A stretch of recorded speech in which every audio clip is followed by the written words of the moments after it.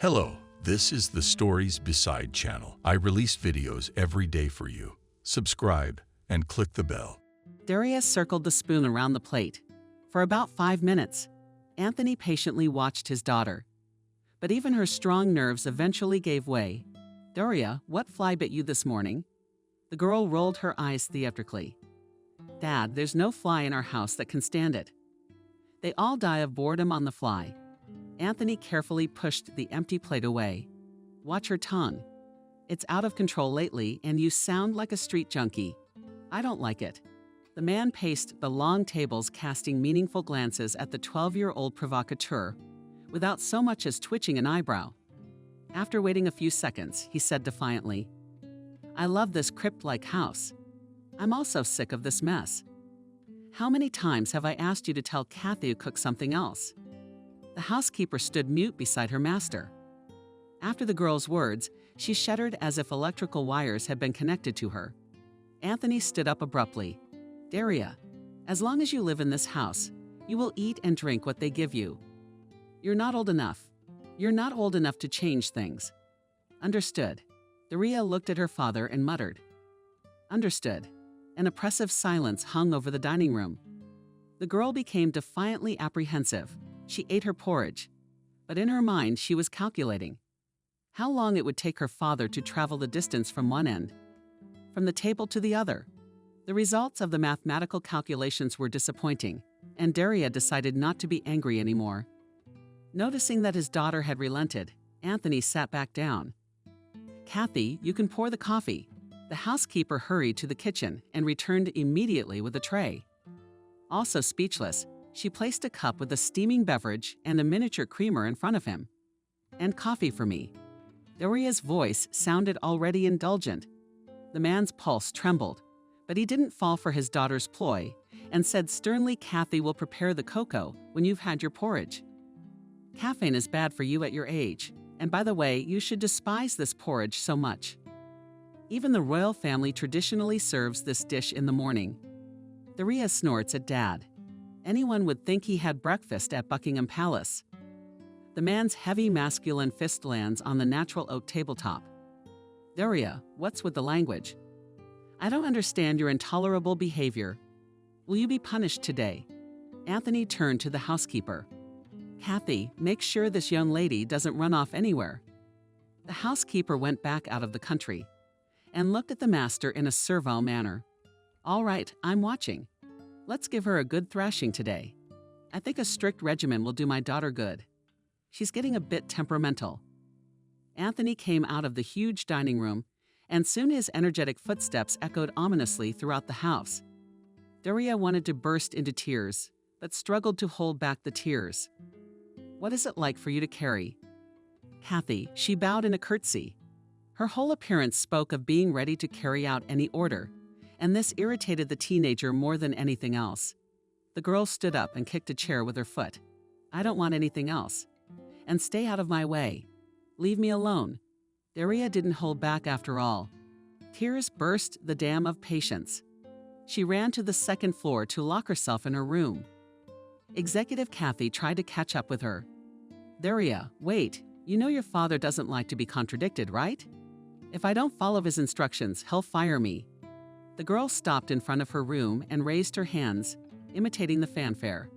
She acted in triumph. "Then it will be the happiest day of my life. Kathy, you bore me to tears. How's the oatmeal? It's as bland as you are." The door slammed in Kathy's face, and soon the sounds of music came from the landlord's daughter's room. Kathy jiggled the doorknob and, faintly audibly, let out a small snake, just like her late mother. Kathy worked as a housekeeper at Anthony's house. For almost 10 years, her teaching career didn't take off right away.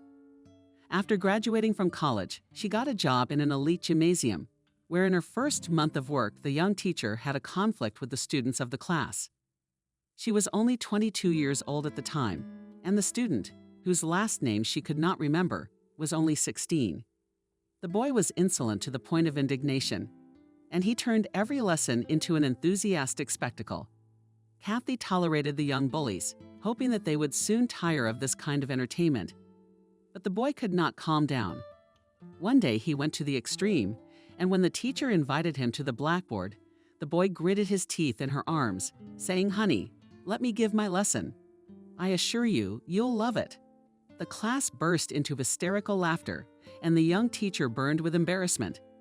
The defensive reaction worked spontaneously, and as soon as he freed himself from the embrace of the weeds, he gave her a resounding slap.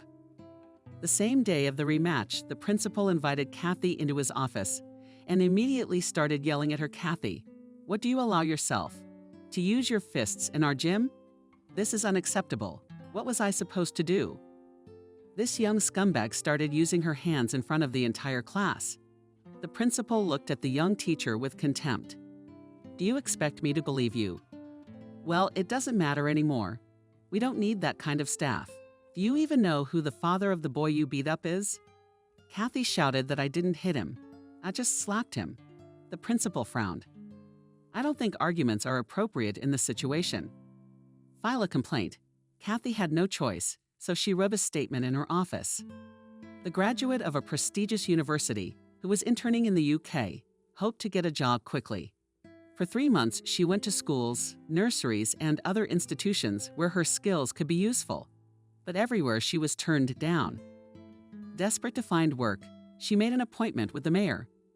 When the aide asked her why she was visiting the mayor, she lied.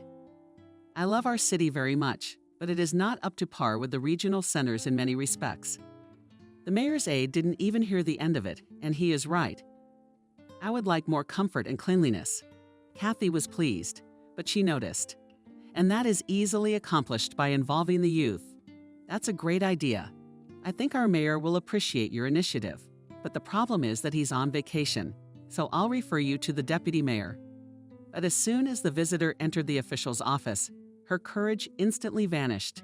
The girl burst into tears. Anthony didn't understand what was wrong with her.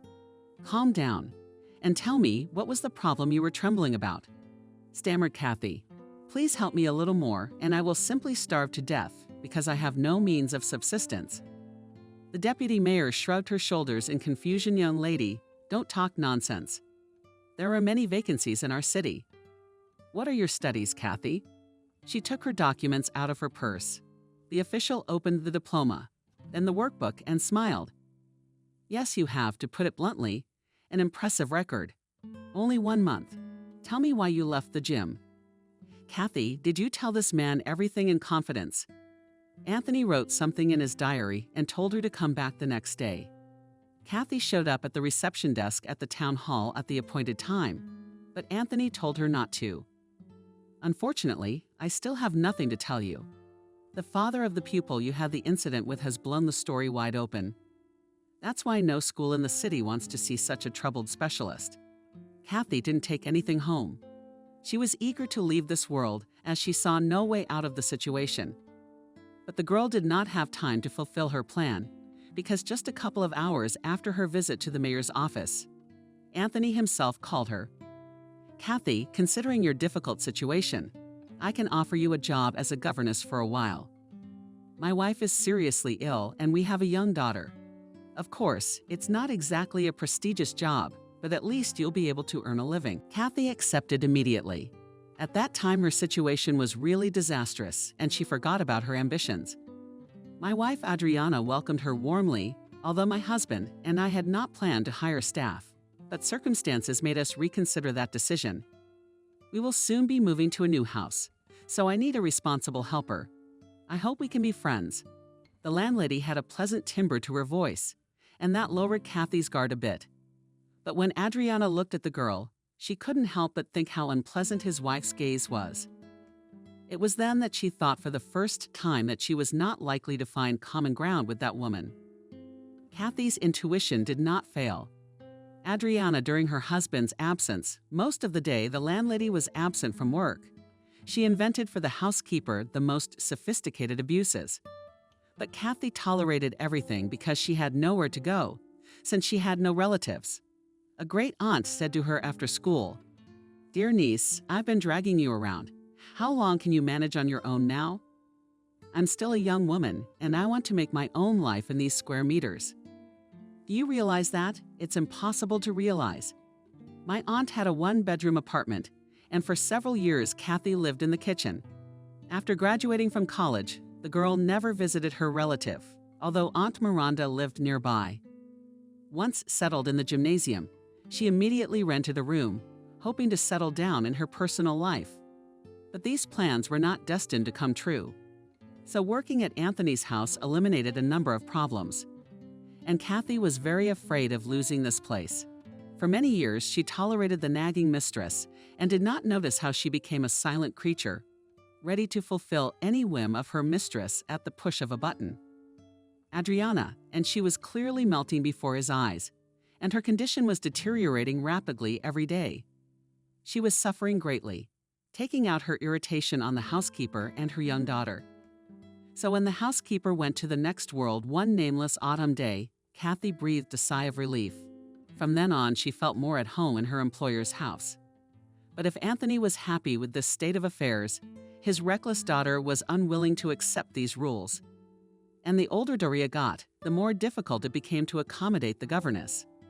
Vanessa went to work as if it were a vacation, and she tried to show up early at her favorite school. The mayor's assistant's punctuality was legendary. It further enhanced the self-esteem of the woman, who was not distinguished by her outward attractiveness.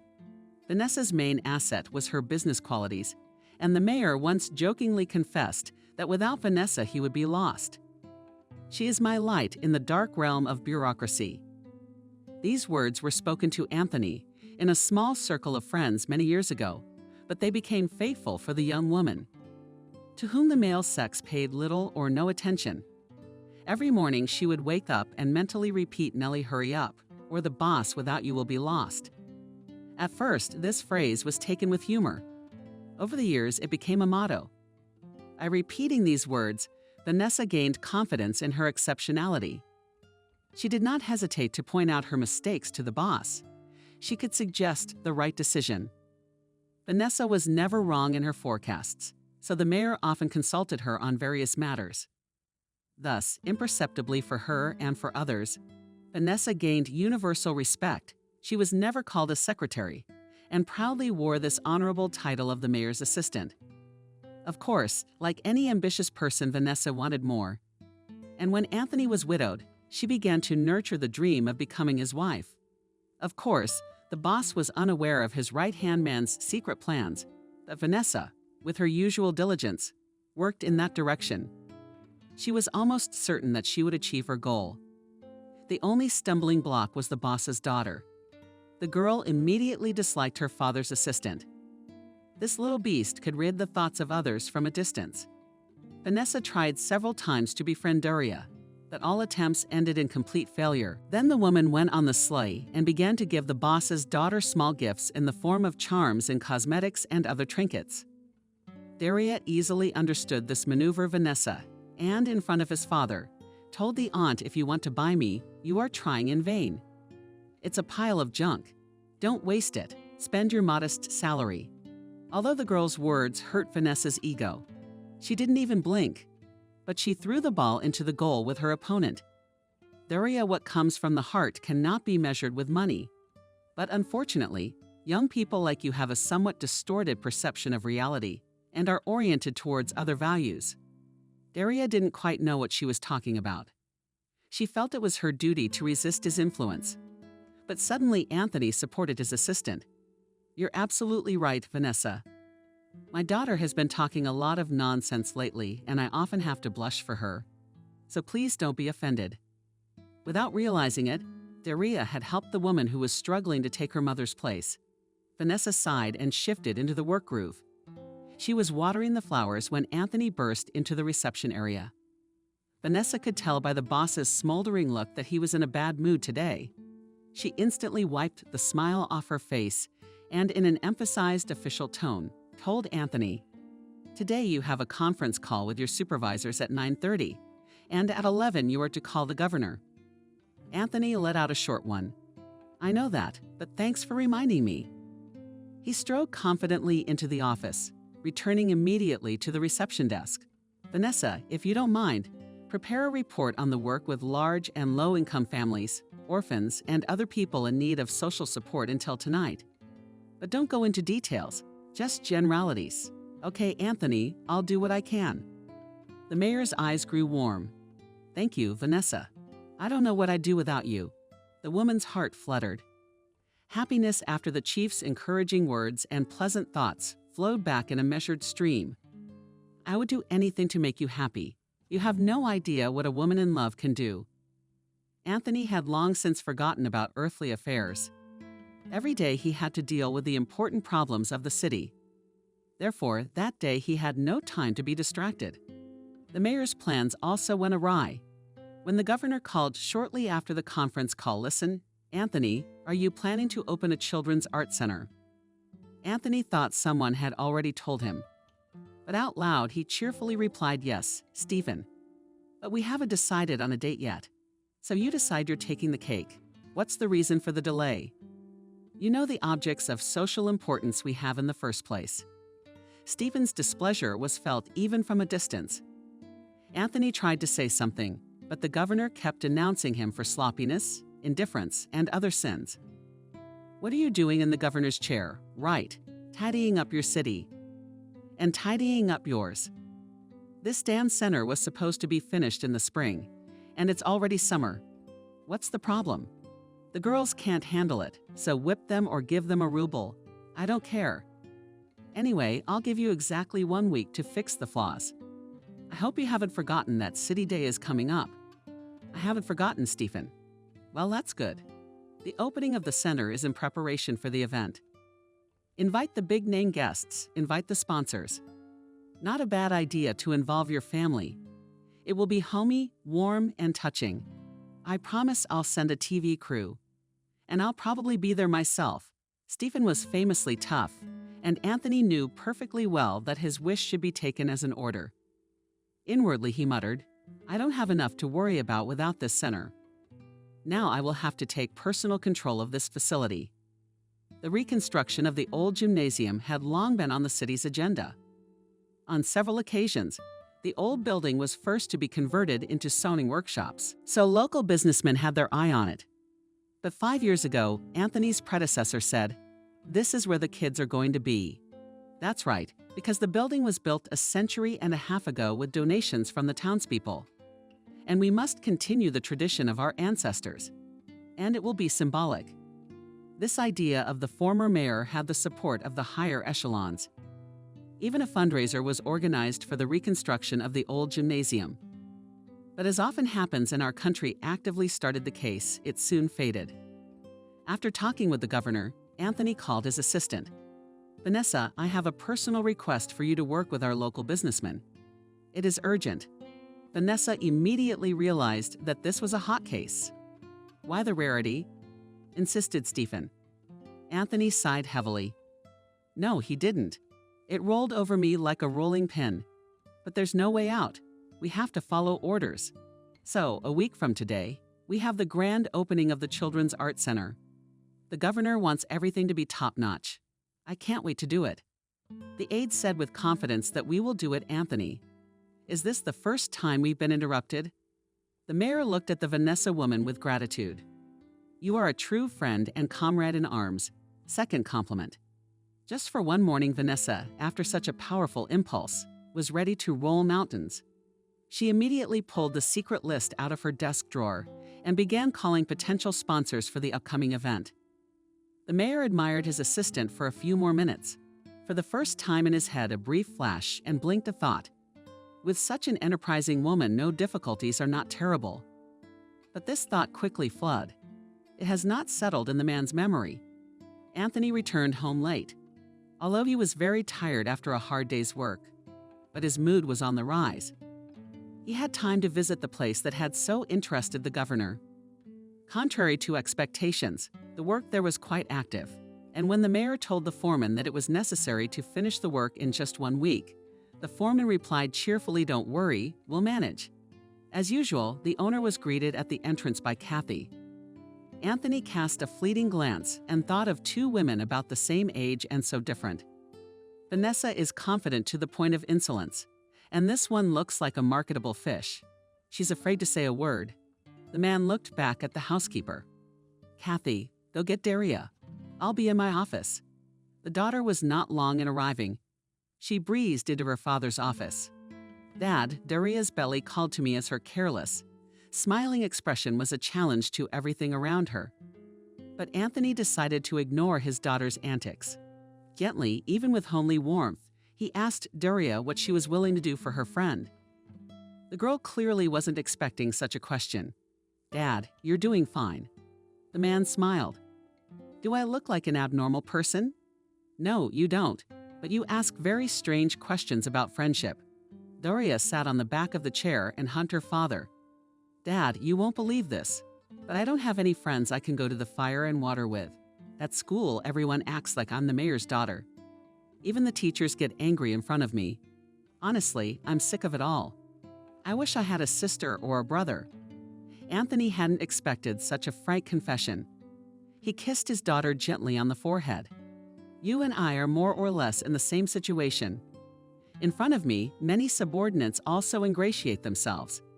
It's true that not all of them are very self-confident people, ready at any moment to come to the rescue.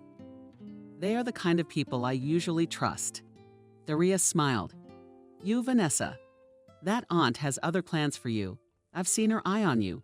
I'm sure she wants to marry you. Daria, if you keep knocking your teeth out like that, you'll soon have to get dentures. And it's a little early for you to be talking about grown-up things.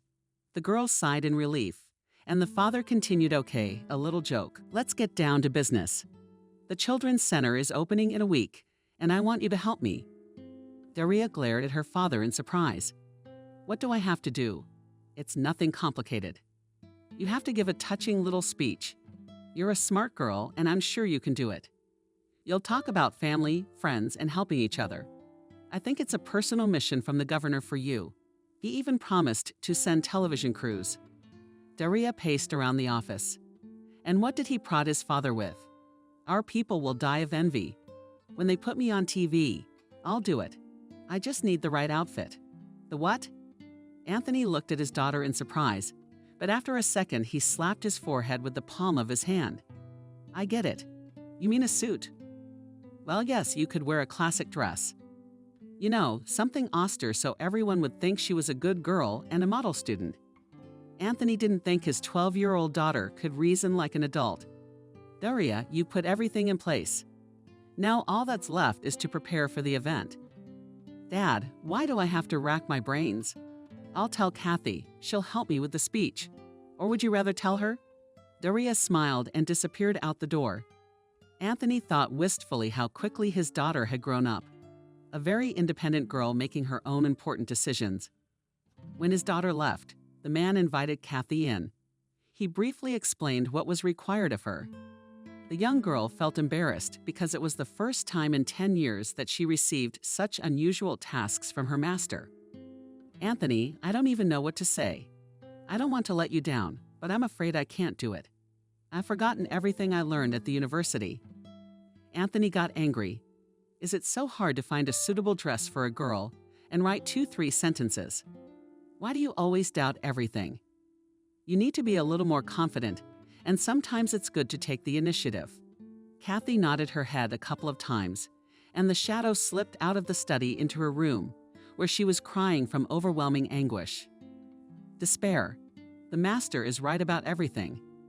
I am like an amoeba. I do not live, but I exist. I can't go on living like this.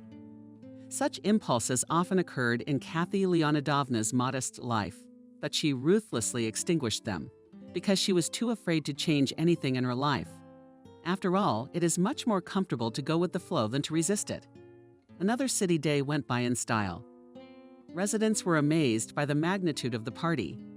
In a small provincial town, several themed areas were deployed where children and adults could have a great time relaxing. For example, in the park a dance floor was organized for the older ones, where couples danced to the sound of a brass band. The younger ones had fun on the rides, and music lovers enjoyed the work of visiting artists. But the real highlight of the program was the long-awaited inauguration of the Children's Art Center. The governor himself came to town to say a few words. My friends, dear compatriots, you know that every talent has its origin in the homeland. And I am sure that the opening of the center will reveal new talents in the future. We do not yet know their names, but they will undoubtedly glorify this land. That is why I hand over the symbolic key of the new center to the representative of the young generation of our beautiful city."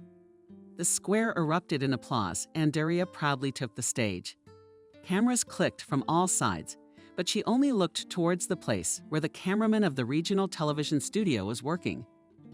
The girl gracefully raised beautiful foam keys on her outstretched arms, and without hesitation, delivered her speech. "I am glad to have had the honor of inaugurating the Magic House. They say that each person from birth receives a gift, and for this gift to become a real talent, it takes a lot of work. Therefore, a master jeweler strikes a diamond, and experienced masters light up in the sky small stars of talent. And that these stars in our city will be more." Sounded solemn fanfare and decorated with balloons. The huge doors of the renovated building opened, causing great delight among the audience. Daria handed the keys to the director of the Cultural Center and finished her colorful speech. "They also say that all children's dreams come true someday, and I would like to wish all children on behalf of myself and the city authorities. Don't be afraid to dream." The audience applauded Daria, and this was her moment of glory. As soon as she stepped off the stage, she was immediately surrounded by her peers and acquaintances. "Daria, you're great. I'm so happy for you. You made a great speech. When are you going to be on TV?" It was an obligatory question, and the girl answered confused. "I don't know, they didn't tell me anything." She wanted to ask Kathy, who was by her side during the whole ceremony, but the governess disappeared somewhere. On the stage, the action continued, and according to the script, the godparents were now presenting gifts to the newly inaugurated center. They also spoke words of farewell, and the audience applauded actively. Suddenly, Daria felt dizzy and began to push her way through the crowd. She thought with annoyance, "Kathy, you stupid chicken. How could she abandon me?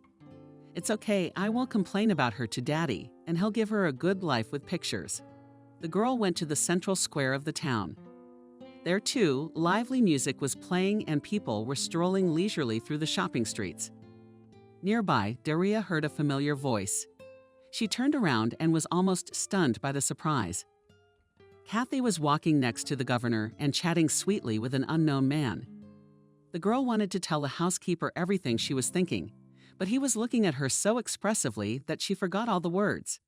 But the most surprising thing was that Kathy spoke to the strange man in German. And she did it with such ease and fluency, as if she had not been born in this city, but somewhere not far from Berlin. They walked past, confused. Daria's mood disappeared immediately. Everyone around her was amused, but she wanted to cry with resentment. She muttered to herself in despair. "Dad is somewhere entertaining guests. He's a mummy. Kathy has found her own amusement too. I wonder who the guy is with whom she was having such a pleasant conversation." The girl didn't get the answer to that question until late in the evening, after she had taken offense at everyone. Daria returned home and locked herself in her room.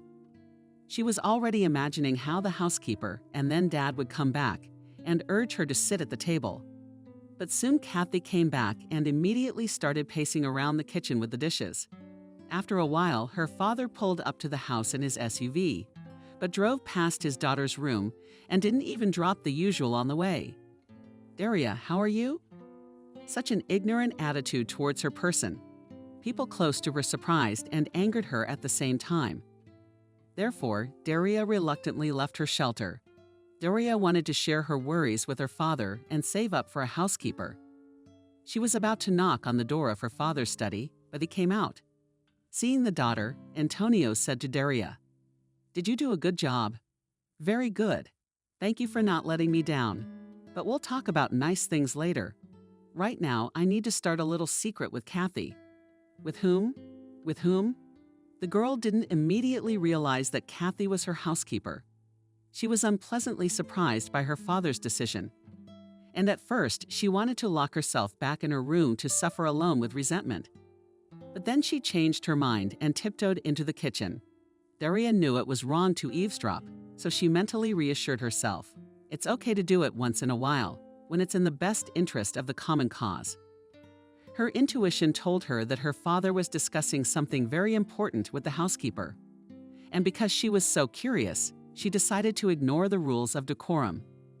The conversation must have been in full swing, for Anthony's voice was trembling with excitement. "Kathy, of course I realize you have your own life. And frankly, I'm happy for you, but it's all so sudden. It's like you've abandoned me, left me to my own devices. You're overreacting, Anthony. I don't have much to do in this house. And Doria's a big girl. She can manage on her own with a light breakfast. I'm sure you'll have no problem finding an assistant. It's just a click away. Ask your secretary. She won't refuse you such a small favor, will she?" Daria didn't have time to digest the information she had received before she heard her father's footsteps approaching.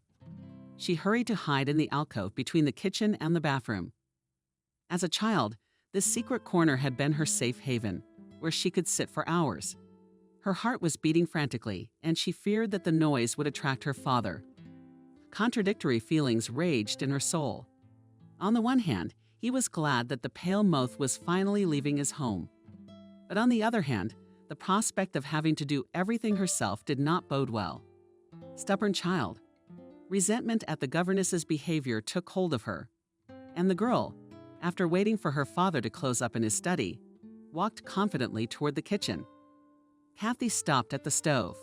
Without turning around, she said dinner wasn't ready yet. "Be patient, Daria, for about 5 minutes." "I don't want to be patient. Tell me, Kathy, how could you betray Dad and me? Did that guy cheat on you?" The housekeeper laughed. "Doria, were you eavesdropping? I didn't expect you to go down like that. And what guy are you talking about?" "The one you were traveling with in German. I thought he only spoke English. Turns out you can do it in German, French, Italian. I can also clap in your slang." Kathy approached the girl, wanting to hug her pupil, but Daria pulled away from her embrace. Then the woman leaned against the wall, and in a tired voice said to Daria, "There comes a time in everyone's life when they want to change everything. It happened to me today too. It's fate. I didn't even think that everything would change in a day. When you and I were going to the city party, but it turned out that suddenly the guest interpreter, who came from Germany, disappeared. Did you see him with the governor? He's the same one you didn't like for some reason." Daria didn't know what to say and sang reluctantly. Kathy laughed again. "By the way, he is a well-known businessman, head of a large company. He wants to open a production plant in the regional center." Daria interrupted the housekeeper impatiently. "Then let him open it. What's it got to do with you? This man has offered me a job I've never dreamed of." The girl had recovered from the shocking news. She commented with derision, "I see. And you, Kathy, you fell for that German's divorce. He'll leave you at the first opportunity." "Daria, why do you choose the worst options? I can't spend my life serving you. I have to think of myself." Daria had no valid arguments left and left the kitchen with demonstrative disdain, letting dinner continue without me. I'd had enough tonight to pass the time somehow. Daria turned on the laptop recently given to her by her father.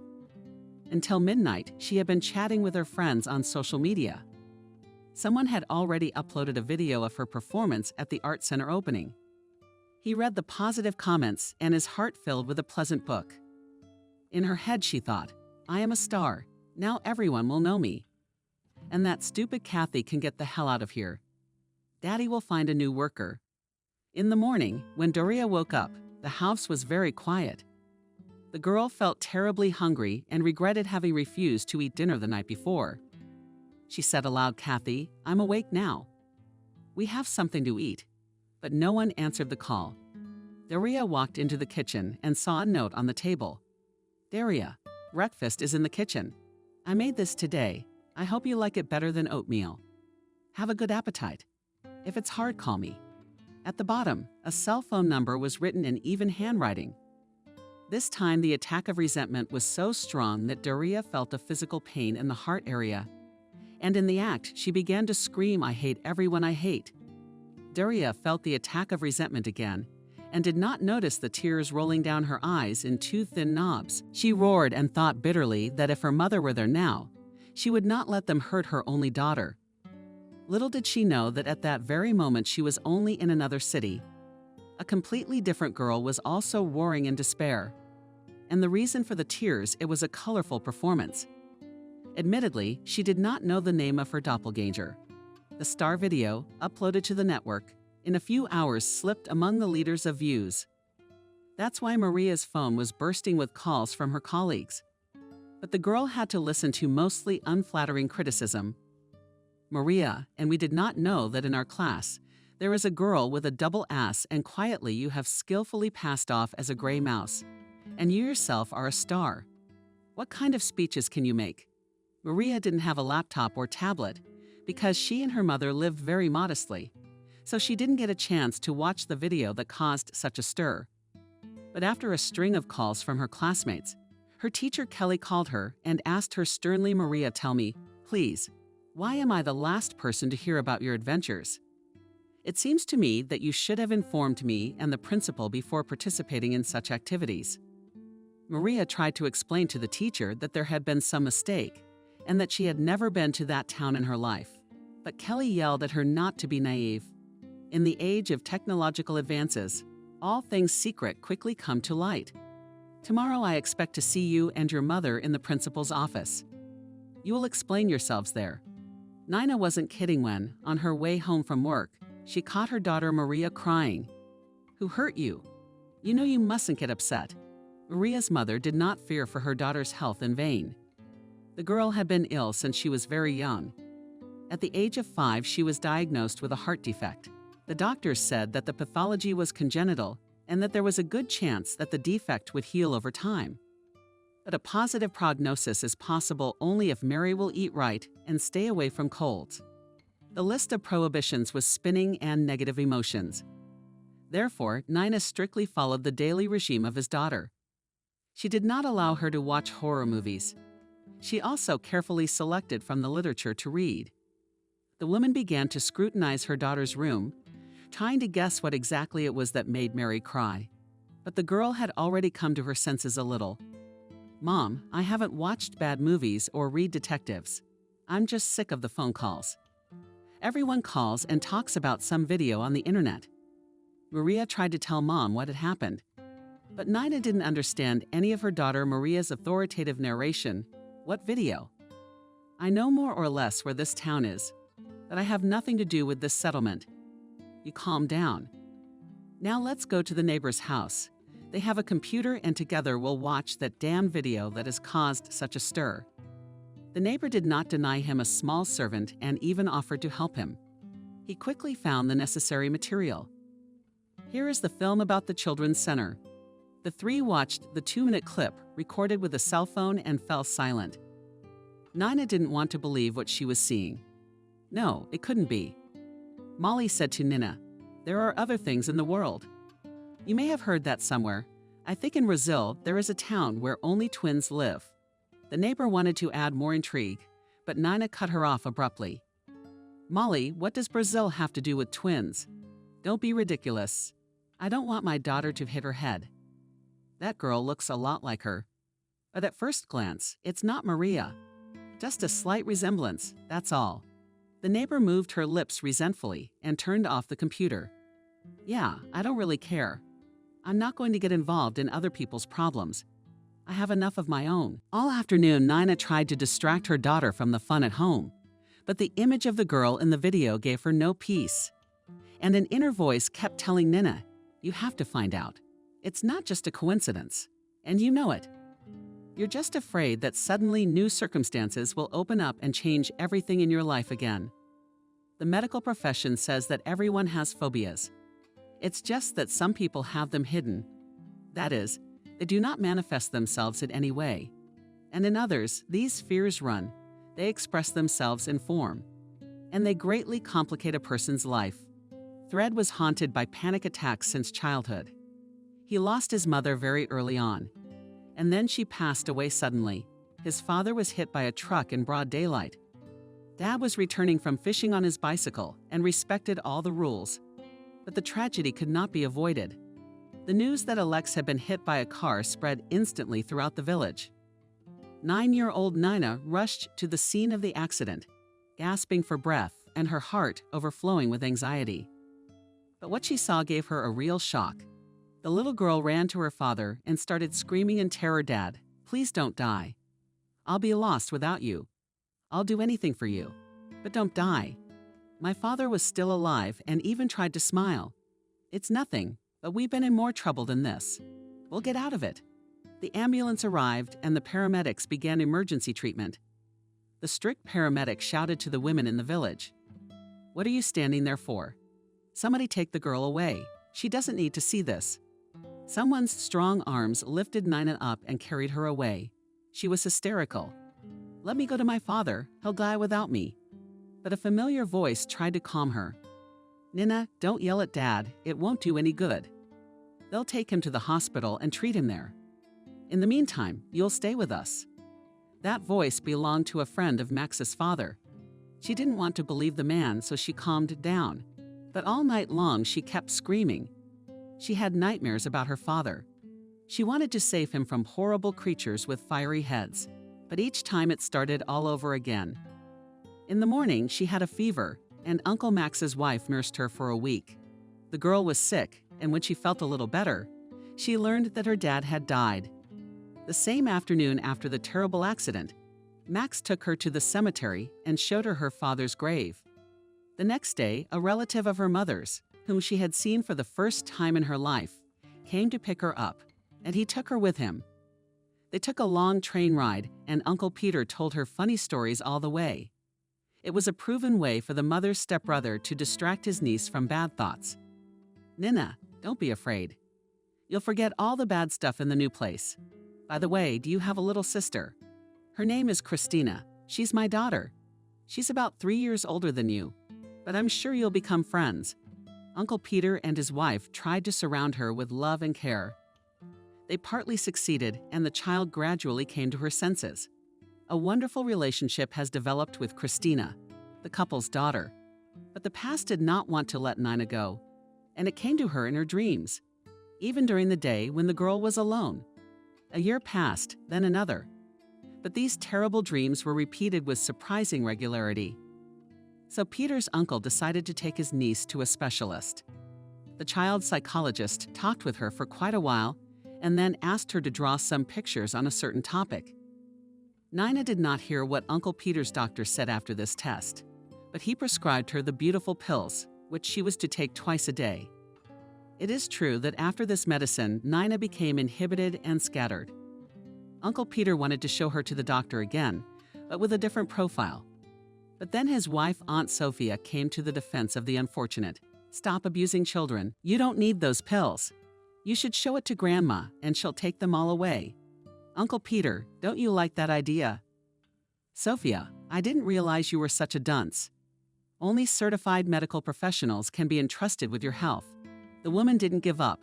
Doctors are often impotent. Therefore, do not neglect the proven folk methods. I myself, as a child from a fright grandmother, treated me, and Nina will help. I was given the address of a woman. They say that she cures from all sorts of scares. Sophia, that's nonsense. Even the most experienced doctor can't cure all diseases. That's why people turn to witch doctors when doctors refuse to treat hopeless patients. Uncle Peter didn't bother to argue with his wife and waved his hand for her to do whatever she wanted. But remember that you will be personally responsible for the consequences. Aunt Sophia was pleased with her victory and whispered to Nina, "On Saturday you and I will go to see a grandmother who will take away your fears. Don't be afraid of anything or anything. Listen to your uncle. He's big, but he's afraid of everything." Nina remembers very well a visit to an old woman who lived in a little village near the forest.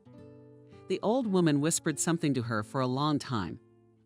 Then she sprinkled Nina with the water stipulated by the aunt. She said that the girl was very frightened. "We must bring her twice more." Aunt Sophia promised, "All right, we will try to come." But already after the first session, Nina felt better. She no longer had scary dreams and was not afraid to be alone in the room. Aunt Sophia watched her niece for a while, and then confidently said, "My friend, we're not going anywhere with you. Stop torturing yourself, you have suffered enough. Live, my daughter, and be happy." Nina tried hard to follow her aunt's advice. She studied diligently at school and then enrolled in a hairdressing course. Her older sister had already graduated in medicine and was very surprised at Nina's choice. She could have found a more respectable profession. With your diploma, you could have studied law or pedagogy, and you went into hairdressing. Nina gave a succinct answer. I always wanted to beautify people. Actually, the reason for this choice was that she was in a hurry to become independent as soon as possible. Her aunt and uncle had done a lot for her. They had replaced her parents. But time was passing, and they were dressing up a lot, getting older. They both developed health problems, and Nina no longer wanted to be a burden to them. After finishing college, she got a job in a beauty salon, and a good salary allowed her to rent a room. But every weekend, the girl visited her relatives. The connection with them was not broken. And after Nina married Martin and permanently moved to another city. With her husband, the threads too. A very lucky one. Despite the fact that he was older than her by a total of 15 years. Martin was engaged in road transport, and the family was never short of money. Savlieva bought a 2-room apartment on the secondary market and began to dream of having a child. But there were years with the continuation of labor. The case has not moved from a standstill. Spouses began to go to doctors' offices, but after a thorough examination heard the final verdict. Doctors are very sorry, but you cannot have children together. Nina. After the doctor's words, I experienced exactly the same shock as when I looked at my dying father in my childhood. This time her hope was dying, and she would not accept it and decided to argue with the doctor. Doctor, if we have understood you correctly, do you think my husband and I are hopeless? The doctor coughed for emphasis. Exactly. But there are methods that allow people to become parents. You are right, there are such innovative methods, but in your case, their application is impossible due to the infertility of your spouse. Usually in such situations, donor material is recommended, but very rarely do our clinics accept this option. So what should we do? The doctor was silent for a long time and then said in a tired voice, I really want to help you. Believe me, I am speaking sincerely from the bottom of my heart. But the only thing I can advise you to do is to take the baby into foster care. Martin asked quietly, So you are advising us to adopt a baby? That's exactly the best way to foster a newborn. Believe me, in that case, the baby will become a real member of the family. Martin looked at his wife fondly. I think the doctor is right. If we make even one little person happy, life won't be a waste. I think so. Nina did not immediately accept her husband's decision. She hesitated for a few months, but then decided to consult her older sister. After all, Christina worked in this field and could not only give useful advice, but also render substantial help. In order to meet her sister, Nina even took a leave of absence from work and went to the city where she had spent the most beautiful years of her life. Christina met her sister at the train station and cheerfully informed her that you had arrived very successfully. I mean our conversation with you. Nina did not want her plans to become public. She whispered to her sister Christina, It seems to me that the train station is not exactly a suitable place to discuss such matters. The relative waved her hand. Believe me, no one here cares about you. Even if you talk out loud about something out of the ordinary, no one will turn around. I started this conversation because we have to hurry. We have a 2-month-old baby. She's a little thin, but she's active. She was brought to us the other day, and there's already a queue of people wanting to adopt her. Nina felt an inexplicable fluttering in her chest. Christina, what do we do? We have to act. The first thing is to meet the baby. What if you don't like each other? Christina was joking, though. Nina felt a strong excitement again. This happens to people when they jump into the water or fly around the planet. But the young girl's fears were in vain, because the abandoned baby smiled and started walking at the sight of her. Nina hesitantly asked her sister Christina, Can I hold her for a while? Of course you can. Those few minutes the woman remembered for the rest of her life. She barely held the little body in her arms. She felt an incredible surge of energy. Her heart was overflowing with a love of universal proportions. The little girl smiled at him again and said something to him in his incomprehensible language. Suddenly, she kissed the girl on the forehead. I will not give you to anyone. From today, we will always be together with you. But it's one thing to say it and another to do it. The adoption proceedings were delayed. The bureaucrats in the army of civil servants kept finding fault or demanding new certificates. As a result, the couple had to settle for a month in Christina's small apartment. But the older sister assured that her family was used to the cramped conditions. We spent 5 years in a 10-meter room in the dormitory, so we have not yet had time to get used to this house. Thanks to her sister's help, the adoption was arranged in a relatively short time.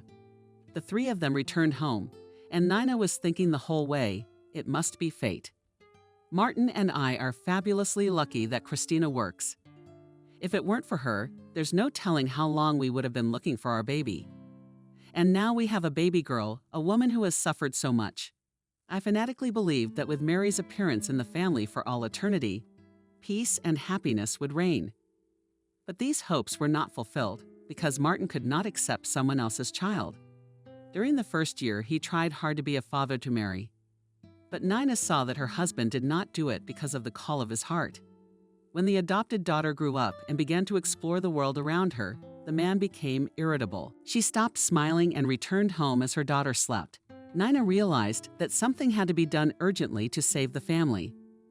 One day she said firmly to Martin, "We have to have a serious talk because we can't go on like this." The man immediately sank onto the couch. He wrapped his arms around his head in a kind of terrifying doom and said, "Nina, I'm sorry, but I haven't calculated my strength. I've tried, but I can't accept this child. As soon as I approach her, a hammer starts pounding on my temples. That girl is a stranger to you." Nina expected anything but this confession, but with numb lips she whispered to Martin, "What do we do now?" The man got up from the couch and started kissing her hands. "Nina, let's take the girl back to the place we took her from, okay? She's still little, she won't remember anything. She will still have a chance to have a family." The woman interrupted her husband's optimistic speech. "Martin, you make it sound like you and I borrowed a dog. You've had enough of it, and now you want to give it away to someone you know. That's no way to treat a dog, you know?" Nina didn't realize she was yelling. Her husband tried to calm her down. "Let's not get nervous now. It's a very complicated matter that can't be solved all at once. Martin, I've made a decision. I'm not going to tell on Maria." The man realized that he could not change his wife's mind and threw out with irritation, "Then I will have to leave this house." In the morning, Martin gathered his things and without a word to his wife disappeared forever from his life. The former spouses met 2 years later at the courthouse. At the divorce trial, the man with undisguised arrogance looked at Nina, and the fate of a single mother did not go in her favor. She does not look very good. Nina did not want to get into an argument with Martin, but did not miss the opportunity to poke him. "But you're divorced like a hog, and it's not a good life." Martin blushed 0. "You're not. You'd better thank me for leaving your floor. You might say I did it for free." Such insolence infuriated the woman to the depths of her soul, because she was still paying off the loan, which she herself foolishly contracted when she and her husband bought the apartment. She reminded the man of this, and he was immediately taken out of the mood, giving the woman the right. The court hearing lasted a little over an hour, and the spouses divorced by mutual consent. Nina fully assumed the responsibilities of raising an adopted daughter, and Martin voluntarily refused to fulfill his parental duties. Several years passed, and Nina learned that her ex-husband had remarried. Ironically, her new chosen one had 2 children from his first marriage. Only once did they meet by chance in a shopping mall. Martin was not ashamed and rushed to separate from his ex-wife as soon as possible. An apology is expected. The woman asked Martin, "Admit it, are you happy?" Martin shrugged his shoulders, unsure. "I don't know. I guess I'm happy." Nina took a long look at the man and thought bitterly that everyone had a different idea of happiness. Being in a cell-like capsule was very unpleasant. Nina waited impatiently for the young nurse to release her from the confined space. The machine whirred above the old woman's head, and the monotonous voice made her feel quite uncomfortable, even though she had been warned not to move or speak. She did not control herself. "Girl, how much longer is this going to go on?" The nurse cheerfully told her that her torment was over. "Now can you get up with the girl's help?" Nina got up and began to dress. The nurse wrote something on her card and at the same time shared her observations. "I have been working here for 3 years and I never cease to be amazed. Smart people have invented this wonderful device, which allows to detect any disease at the earliest stage. The patients are still dissatisfied. Is it so hard to be patient for a few minutes?" Nina realized that the question was addressed to her. It's not difficult, of course, but it's very unpleasant to lie there and hear something buzzing above you. It sounds as if a needle is about to come out of nowhere and drink into your brain. The girl laughed. "You have a great imagination." A surprising trait for such a mature age. The patient smiled. "Thank you for sparing my life. But it seems to me, colleague, that tact is not always appropriate in a medical institution." The girl wondered, "Are you also a medical professional?" Nina replied with undisguised pleasure, "And I have devoted 45 years to medicine." These hands have claimed more than 100 new lives. To convince the woman showed the nurse. Her friendly hands, the girl looked respectfully. "The results of your examination will be ready in about 15 minutes. I will take them to your doctor myself." Nina thanked the nurse and went to the office, where her fate would soon be decided. She sat comfortably on a free couch and waited her turn. Nina had lived almost 7 decades and rarely complained about her health. In her younger years, she was a serious skier and was even a regional champion. With age, her hobbies changed a bit, but physical activity was always the basis of her lifestyle. Her coworkers often joke that our Nina has a jet engine in one place. With that activity, she will work until she is 100 years old. Matron herself was not swinging on those terms, and she also said it jokingly to her daughters. "I doubt until I'm 100, but I will work until they take me off the ward." When it came time to draw up the pension, Nina boldly declared, "I'll work alone for a while longer. It's boring to be between 4 walls." Everyone knew that the woman had no one but her niece. The clinic's management met her needs and extended her contract, and Nina continued to share her invaluable experience with the young addition. But she had barely passed her 7th decade, and her health was failing badly. Weakness, severe dizziness, loss of appetite appeared. For some time, the woman attributed these symptoms to age-related changes in the organism.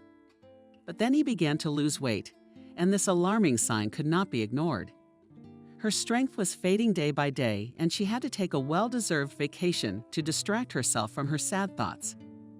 At first, Nina took to reading books and then sought the friendship of the women in the neighborhood.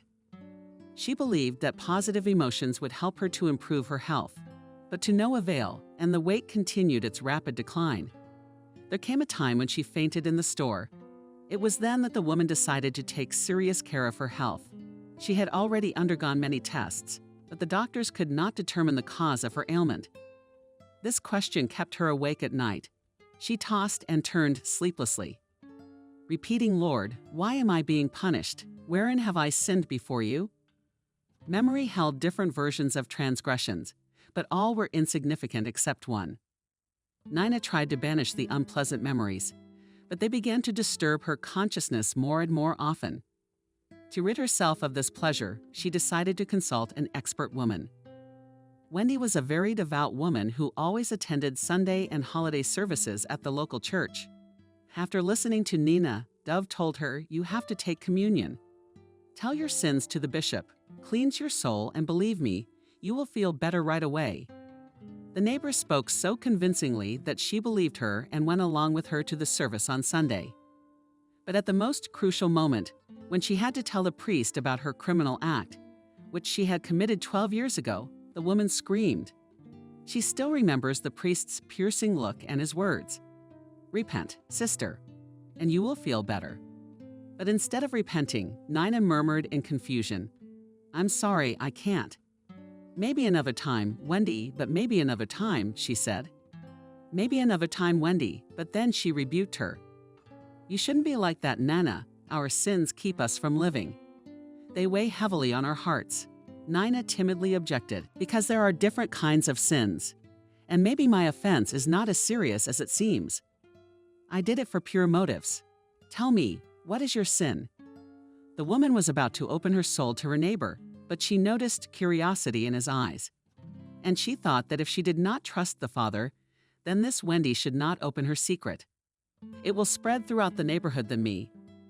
Nina was even mentally afraid to call herself a criminal. She again withdrew into herself, trying to find other ways to escape from her obsessive thoughts. The office door opened and the nurse called her name. The standing woman walked over to the desk where the caped doctor sat. The doctor didn't even look at the elderly patient and nodded to her. "Sit down." The woman sat down and watched the doctor, who was writing something in illegible handwriting. 5 minutes passed. Finally, the doctor put aside the previous patient's chart and began to read the results of Nina's examination. As he studied the conclusion, his face became increasingly grim. He looked at the patient and immediately looked away. "Unfortunately, Nina, I have nothing to please you. To be frank, the situation is very bad." The old woman felt a tremor throughout her body. "I have cancer." The doctor kept silent and looked away from the window. The patient had to repeat the same question. "Doctor, I have cancer." "You are too late. It's advanced. It has metastasized." "Given your age, doctor, I understand. I've also worked in medicine for almost half a century. Can you tell me how much time I have left?" "Unfortunately, that's a question no one can answer, and I don't advise you to prepare for an imminent end. With proper treatment, you can slow down the process. And will you still have a few years left to enjoy your loved ones?" "I have no one." "Thank you, doctor, for your frank answer. I will consider whether I should receive treatment." The doctor was surprised at the woman. What kind of reflection can there be in a situation where even one day is important? "I am writing you a referral for urgent hospitalization." "Doctor, can I come back tomorrow? I have some business to take care of." The doctor disagreed. "Okay, I'll let you go until tomorrow." "I'll let you go until tomorrow." Nina couldn't remember how she had gotten to her apartment. She wanted to cry so badly, but there were no tears. She sat on the couch prostrate until evening. Then she reached for her cell phone. Her usual friends had forgotten about her. She hadn't even called anyone, so the phone lay orphaned, waiting for its owner to remember it. In her dresser drawer, the woman frantically searched for her niece's number, as long as she didn't change it. Luckily, after the first beep, the phone rang with a familiar voice. "Aunt Miranda, is something wrong?" Nina felt tears rolling down her cheeks with two hands. "My grandfather has diagnosed me with a serious illness. It is heaven's punishment for a grave sin. Aunt Miranda, don't despair. I will come to see you tomorrow. Kathy, I won't be home. I'm going to be hospitalized. But it doesn't matter. I'll come tomorrow. And please don't fill your head with nonsense." Kathy kept her word. And the next day, she showed up at her relative's room at lunchtime. She brought with her 2 bags of fruit, Juice's kissed aunt, and cheerfully said, "Here is a supply of vitamins, so that all this will be destroyed in 2 days." Nina looked at her niece hopefully. "Will you come to see me again?" "Of course I will. How could I leave you alone?" "Kathy, my dear, why are you showing me so much favor?" "Because last time I treated you so badly." Nina burst into tears. Kathy stroked her gray head and soothed her like a child. "Don't cry. I don't hold a grudge. And it's been so many years. Why remember the past?" objected the aunt. "How can you not remember it if it doesn't give you peace?" "These memories upset me. I never believed in magic and other nonsense, and now I believe it. My illness is a punishment for a terrible sin I committed when I had a sound mind and a strong memory." Kathy was worried about her aunt's condition, but she couldn't wait to tell her biggest secret, and the niece had to give in to her aunt. But as the woman told her terrible secret, terror gripped her. "Kathy, please don't interrupt me. You're the only one I can trust. Maybe you can correct my mistake, Aunt. I'll try if it's in my power." Nina covered her eyes and began her confession. "It happened 12 years ago, if we don't count another 2 months and a few days. My shift was coming to an end when my shift partner called to tell me she was having problems with her family. She asked me to fill in for her, promising that I would work the substitute shift afterward. I agreed. There were only 7 laboring women in the room and one 18-year-old bimbo who kept saying she didn't want to have a baby. She ran out of the room several times and asked me to give her a pen and paper. She wanted to write a cancellation, but I explained the rules and she seemed to calm down. I had a cup of tea and pulled myself together. Then I got a call from the emergency room. They had brought in a woman with kinks. Well, it's not the first time. And of course I didn't hesitate. I thought I could handle it myself. The baby was born very weak. She took a chance and died. Mom is hysterical, says she's had IVF 3 times. The first 2 times she had miscarriages, so the 3rd pregnancy she was in labor.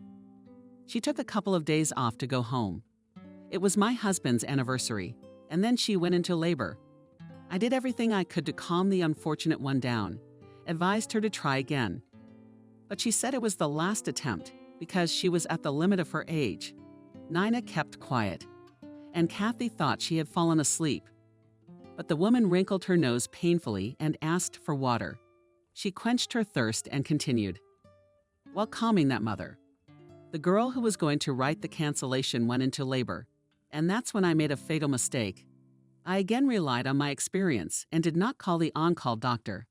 Although what could help the district therapist in that difficult situation? The delivery was quick, and it turned out that the baby girl walked with a double. The first child came into the world safe and sound, immediately screaming. With the second baby, I had to struggle while taking care of her. My young parturient started to bleed. The situation was critical, but my brain was working like a computer. The first woman was still in the delivery room, and I suggested she take the baby from the twin. There was no time to think about it, because the resuscitation team had to be called urgently. The woman understood the complexity of the situation and agreed immediately. She even promised to thank me generously. Then Nina paused again. Kathy said, Tia, you are very tired. You need to rest. Don't worry. I'll sit here, and then you can tell me what happened. The woman gave them a big smile. What happened next was nothing special. They took the young mother to intensive care, but they couldn't save her. The girl did not plan to become a mother from the beginning. She was not registered at the antenatal clinic. Later it became known, according to her friends, that she tried several times to get rid of the pregnancy, but the twins turned out to be very lively. And how the lucky mother thanked her. The aunt smiled again. Not like I found her later in the archives. Turns out this lady was the wife of a big boss. When she saw me, she started screaming up and down the street that I was an extortionist. She threatened to call the police. And how did that turn out? Nothing. I gave up and wished her well. I saw her around town a lot after that, but she always pretended she didn't know me. But I'm proud to, so I didn't try to be friends with her anymore. At first, however, I wanted very much to tell her husband everything, but then I changed my mind. I imagined how they would vent their anger on the child, and I lost all desire to defend the truth. The more the aunt opened the veil of secrecy, the clearer the picture became for Kathy. She collated some of the facts she knew and realized who the woman was. What remained unclear was the fate of the second child. But Nina shook her head, Kathy. It is this circumstance that weighs most heavily on me. I would probably give the rest of my life without regret to know anything about the second child. All I know is that she was sent to the nursing home because she was so weak. God only knows what happened to her afterwards. Kathy returned home with a strange feeling of emptiness. She did not accuse her aunt of any crime, although what she had done fell into that category. I don't know how I would have acted in my aunt's place, but how could I tie the ends of the same rope together? There were many more questions Kathy was trying to answer.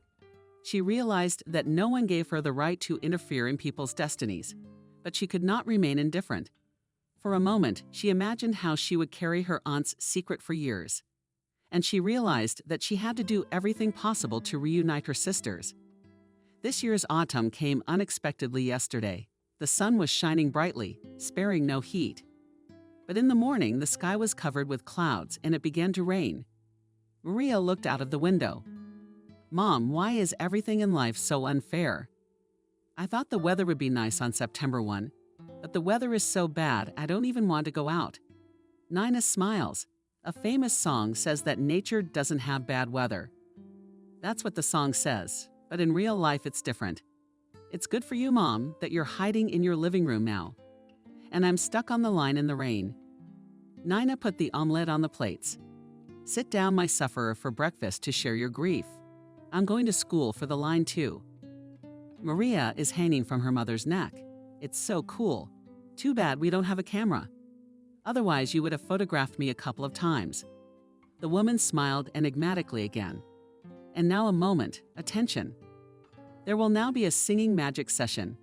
Pick up Maria's phone. The little girl was speechless at the sight of a small box in her mother's hands. Mommy, it's amazing.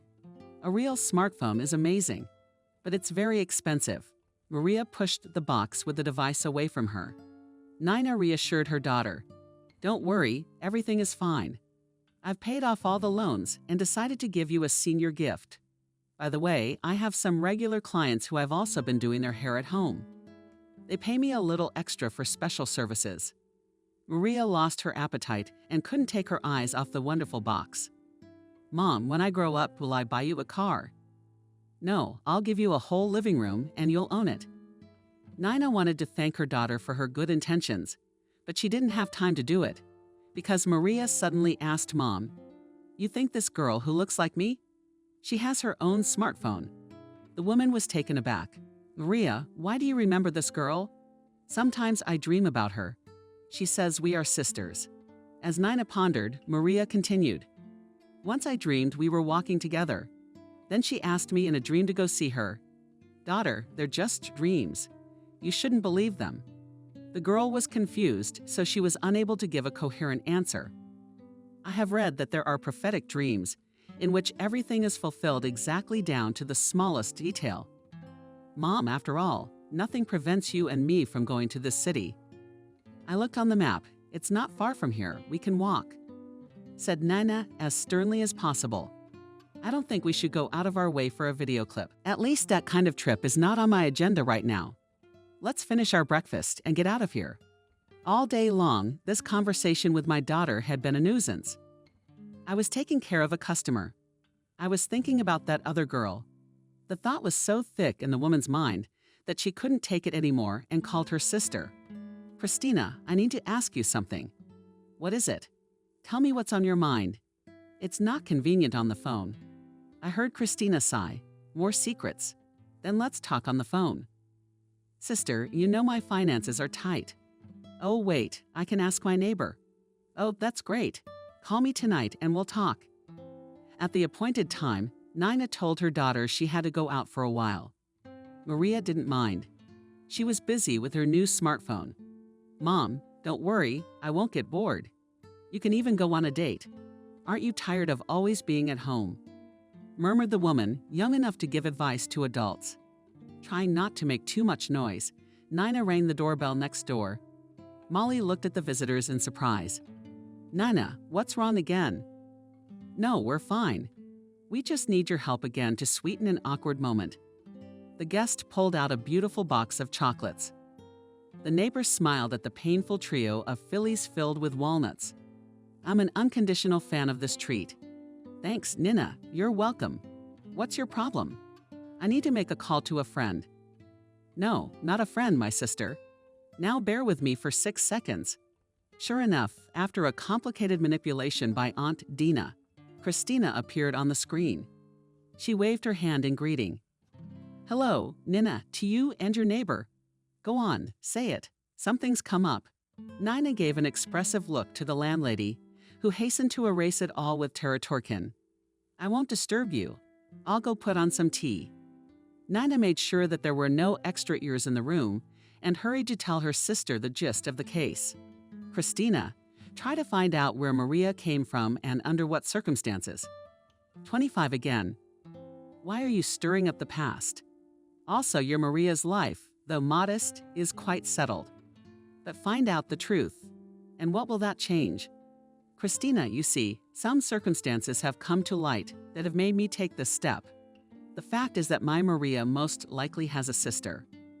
Nina briefly told her about that clip with the girl, who was an exact copy of her adopted daughter. Christina Petrovna did not respond immediately. I must admit that I was dumbfounded, but I will try to find out everything quickly, although it will be difficult for me to do so. After all, access to the archives is only open to a separate list of people, and I haven't worked there for a long time. You still haven't told your mother that you're not related to her. Not yet, I can't decide. And it's wrong because I don't have anyone else in the world who is related to that girl. I understand. You'll hear from me in a couple of days. Next communication session. Nina waited with a fanatical desire to get to the truth, and her patience was rewarded. Her sister called a day earlier than promised. Nina, are you standing? What is there to swear then? I have so much news for you that you may not be able to stand. I've seen a lot of melodramas on TV, but I didn't expect such a story to unfold in front of my eyes. Anyway, this morning I went on your errand, and I came face to face with a lady who was also interested in the events of 12 years ago. Nina tensed up, and her heart was pounding so hard she couldn't make out what her sister was saying. Meanwhile, Christina kept pouring out information. There is no 100% certainty, but we can assume there are two of them. So she's a twin of another girl who is also being raised in foster care. But it's a complicated story, so I think you need to meet that woman and talk to her. Nina had not yet realized what her sister had told her. Speechless, she repeated over and over again. Yes, of course. Anyway, I'll give you this lady's phone number and you'll make arrangements with her. Whenever it's convenient for you to meet. Daria didn't know what to do with herself. The beginning of the school year didn't make her happy, because the class was as boring as last year. It was better to watch TV, even if there was only trash on the program. I can't wait for Daddy to come. How many times have I asked him to take me somewhere? He doesn't have time. Daria texted from corner to corner. Suddenly, she remembered Kathy and almost burst with longing.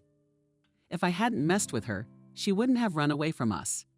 Right now, I'd give anything for some sultana raisin oatmeal, which only Kathy could make so deliciously. I wonder where she is now. Daria started rummaging through her desk drawer, which was in chaos. Where's the damn note? I remember I didn't throw it away. Finally, after a long search, the girl retrieved a crumpled piece of paper from a selection of notebooks. She began to smooth it out, saying, "Here's Kathy's phone number. Now I'm going to call her and tell her what I'm going to tell her to make it sound credible. I'm going to tell her that my English is a mess." Daria realized that wasn't exactly a good reason to start the course. But there was no other option, and determinedly she dialed the former governess's number. Kathy answered no immediately. "Daria, weren't you expecting your call?" "No, it's all right." "Kathy, hi, I wouldn't bother you, but my English is a complete mess." "Have you changed?" They don't use literary words. If it cuts off your ears, I'm sorry, really, but I just wanted to hear from you, to know how you're doing in the capital of our region. And I'm looking forward to seeing you too. Daria felt something protective in her eyes, and her voice trailed off. "It's not true. I want to see you. That's a bad thing. Dad is always busy, and the new maid comes every other day. She cleans and cooks well. Still, it was better with you. Daria, I'll definitely come v. Arkhipov, as soon as I get a chance." Did the girl ask when you'll get that chance? "Maybe at the end of this week. Don't cry, I beg you very much." "All right, I'll try." After a brief conversation with Kathy, Daria's mood improved a little. She decided to please her father and set the table for dinner. Anthony was surprised at his daughter. "There's nothing wrong with you." "Yes, if you're surprised that I decided to be a bit of a hostess. I confess I was favorably affected by Kathy's call." "Kathy called you. How's she doing?" "I don't know the details, but she said she's fine. She works for the company as a translator. She's not married yet." "Wow, you even asked me that question. Don't you think it's unseemly for young girls to ask about other people's private lives?" Daria put her hands to her sides and defiantly asked Dad, "Is it decent to leave your only daughter alone in this huge house? I'll soon die of boredom." Anthony realized that the conversation was taking on an unpleasant tone. "Daughter, I promise that next weekend you and I will go out together. If you want, we'll go fishing or to the regional center. There's plenty of entertainment there." Daria gave him a mischievous look. "Next time we'll go fishing, but this Sunday we'll go to the park with you." "And what will we do there?" You'll relax and watch your daughter work. Dad, I've been asked to organize a fall dance in the park. I'll wear the same dress I wore with Kathy to the opening of the art center. The idea of a day out is much appreciated, Anthony. Thank you, daughter, for the invitation. But you must realize that my person will attract unnecessary attention. Dad, is it hard for you to say a few words? No, it's not. Let's just say you've convinced me. Both father and daughter were looking forward to Sunday. The opening was scheduled for 11 o'clock, but Daria left the house an hour early. Dad, try not to be late, or you'll miss all the fun. The man watched from the window as his daughter gracefully walked through the puddles left by yesterday's rain. He had always loved this activity, and now he admired the girl with a thrill in his heart. Soon as a bird, she will fly away from this house. And you, Anthony, will be left alone, though he had long since given up on himself. But as the years passed, more and more often the thought came to his mind that it was wrong not to have a life of his own. The man put on a strict jacket and looked critically at his reflection. The mayor was also a human being, and perhaps he deserved attention and understanding. There were already many citizens in the park. It was only a few minutes before the event, and Anthony tried to find his daughter with his eyes. Suddenly, on one of the paths, he saw his daughter's face and waved to her. Strangely, his daughter did not respond to his greeting and even turned away. The man muttered, "What's the matter? Hasn't she noticed me?" His elevated status did not allow him to shout or take other actions that could be taken badly. So Antonio headed towards the road where the daughter had passed. He was greeted by the townspeople and responded to everyone with a smile and warm words. This distracted the mayor, who finally lost sight of his daughter. Suddenly, a woman's voice sounded nearby. "Maria, get out of the way. Can't you see you are disturbing the people?" Antonio turned around abruptly and froze in astonishment. In front of him stood a girl like two peas in a pod, similar to Daria. Only her hair was shorter and her attire different. For a moment he felt dizzy, but was pulled out of his unpleasant state by the same female voice. "Are you sick? You've gone very pale. Maria, give it to me. You will see that the man feels sick." Anthony looked at the woman, then at the girl named Maria, and closed his eyes sharply. When he cautiously opened his eyes, the couple was still watching him from the side of the stage. Triumphant music was heard, and Daria Anthony jumped onto the stage to applause. "Hello, my favorite Arkhipov. We're having a party today, and my friends, and I want to give you all a good mood." A burst of applause spread through the park. Anthony still had not managed to get away from the mom with the girl who looked so much like his daughter. At first, this fact didn't even strike him as odd, and he wanted to approach the stage. But Maria said in a very loud voice, Mom, look, it's the girl from the video. Can I come closer? I really want to meet her." The woman tried to hold the girl. "Maria, let's put the introductions on hold. Your interference could interfere with the festivities." "Mom, I'll watch quietly." "Don't you realize this is the girl who asked me in her dreams to come?" The woman was confused and looked to Anthony for support. It's a striking resemblance, isn't it? The hostess at the party looks a lot like my daughter. I wonder how old she is. Something very painful crushed the man's throat. He loosened the knot in his tie. "This is my daughter Daria. She turned 12 in May." The woman rejoiced, "And my Maria's birthday is in early June. She and I and another acquaintance are traveling to her city. And what exactly attracted you to this city? If it's no secret." The woman didn't have time to answer because the host invited the mayor on stage. Anthony walked back down the path, only in the opposite direction. Behind him came a murmur. He saw the mayor's daughter and that girl. She's a lot alike. The only way that could happen is if those young women were twins. The man had heard it all, but he had no right to reply to people's comments. There was no way for him to stop or leave the park. During the short drive he had made to the site of the next performance, Anthony had had time to change his mind, but he wasn't naive enough to believe in coincidence. Daria couldn't see or even guess what was going on down there by the ramp. She was enjoying her next moment of glory and reveling in the applause and appreciative crowd. When Anthony took the stage, he handed her the microphone, and she mentioned herself on the sidelines. Throughout her many years in a position of responsibility, Anthony realized that ordinary people appreciate more sincere words that come from the heart. He did not abuse the attention of the audience and briefly greeted everyone present. On this beautiful September day, I would like to wish all of you, dear compatriots, a festive atmosphere. And may all the homes of our dear city be bright and welcoming. The voices of his children rang out. The party continued, and Antonio began to think feverishly about what he should do next. His head was splintering with all sorts of thoughts. When he saw Kathy at his side, Kathy, Anthony, if only for a second, forgot everything because Kathy impressed him. There was something very different about her, as if she were a compressed spring. Kathy held her head high, her gaze straight and open. But seconds passed, and Anthony let out a long sigh. It would be interesting, of course, to chat with her, to find out how she was doing. But that didn't matter to him at the moment. He was about to tell Kathy. Daria walked past him. She almost made the mistake of running him over, literally bumping into Kathy. She smiled and hugged Daria. So you keep carrying everything in your path. A while ago, Daria would have been offended, even responded rudely. Now she was smiling. Kathy, did you see my performance? Of course I saw it, and I wasn't the only one. Kathy looked at Anthony, who was staring at the girl his daughter looked so much like. Anthony, if you're looking for Maria and her mother, they're waiting for us at the cafe on the boardwalk. The man turned slowly toward Kathy. He felt the earth tremble beneath his feet. All the worst suspicions were beginning to come true. Had she hit her head?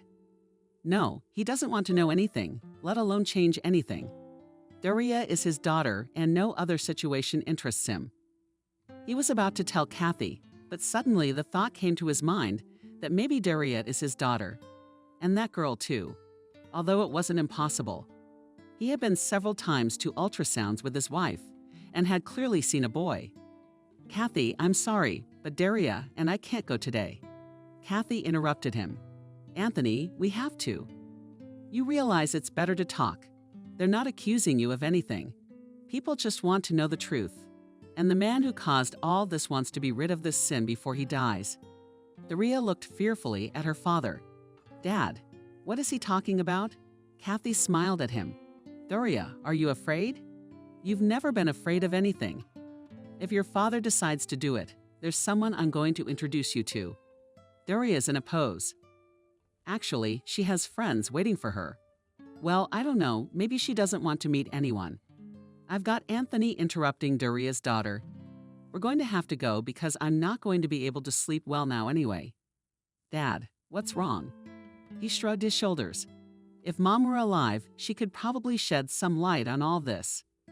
After saying that, Daria calmed down. Kathy and Anthony stepped forward, with Daria trailing behind. Kathy, what did you have to do with this? I had nothing to do with it. My aunt. We don't socialize enough to know the details, or I used to. And now that my aunt is dying, I wanted to know if the other girl was alive. It just so happened that we all met at the same time. Together, we were able to discover many interesting things. The man was completely lost. He didn't know what he was going to hear. But of one thing he was sure, it was not good. They approached the summer cafe. And then they heard Mom, look, there she is.